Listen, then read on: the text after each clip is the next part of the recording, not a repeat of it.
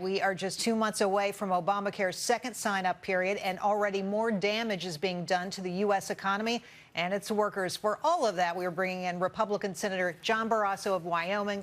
He is chairman of the Republican Policy Committee, and he's going to talk all about this. Thanks for coming on the show. It's great to have you here. Let's start with that breaking news. So what's the deal? Do I have to keep giving them all its personal data all the time? I mean, I'm not on Obamacare, but a lot of people are.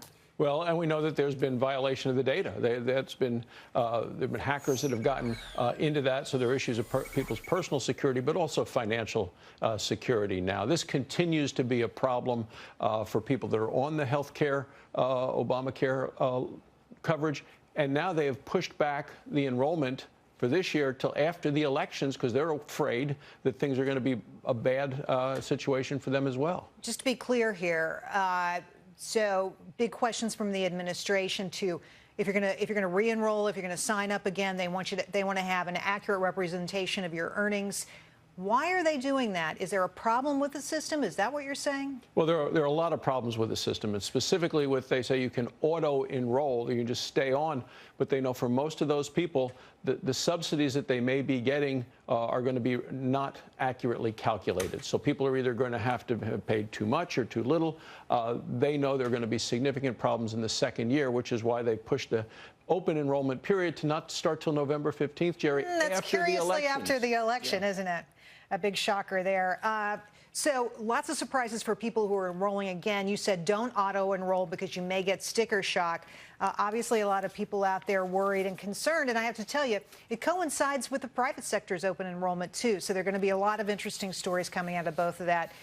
The Senate Republican Policy Committee just out with a report showing the hit the economy is taking from Obamacare. Tell us about that. Well, the health care law is bad for workers and it's bad for wages. And what we're seeing is with all of the Obama health care law taxes and the mandates, we're seeing fewer and fewer businesses wanting to hire people or push more people onto part-time work. And this isn't me talking. This was the Federal Reserve of New York, Federal Reserve, Philadelphia, Federal Reserve. When they've interviewed and discussed businesses in their communities, they're finding that people are pushing folks onto part-time because if you work fewer than 30 hours a week, then they don't have to be covered under the health care law. But that hurts people's take-home pay. 22% of manufacturing firms, 17% of service firms are saying, hey, we're changing our enrollment here. I mean, our employment levels here. We're going to hire fewer workers. I want to talk about what's happening to the labor force participation rate, because it's now at a 36-year low. It's expected to go even lower, and people are blaming even this on Obamacare. Why?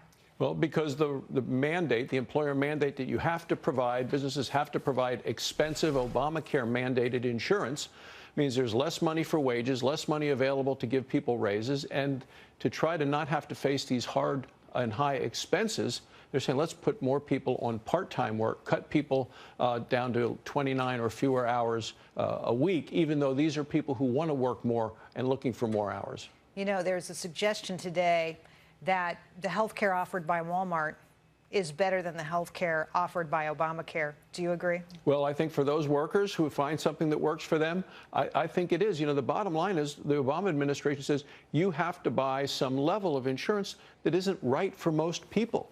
That it's more insurance that people want or need or can afford, and as a result, they're looking at high deductibles, high copays, higher premiums, and they feel they've lost their freedom of choice and feel the government in Washington is in control rather than American families. Oh, yeah, absolutely. A little too much government interference. Senator, thanks for being with us tonight. Thanks Great for having to me, see Gerri. you. Great to see you again.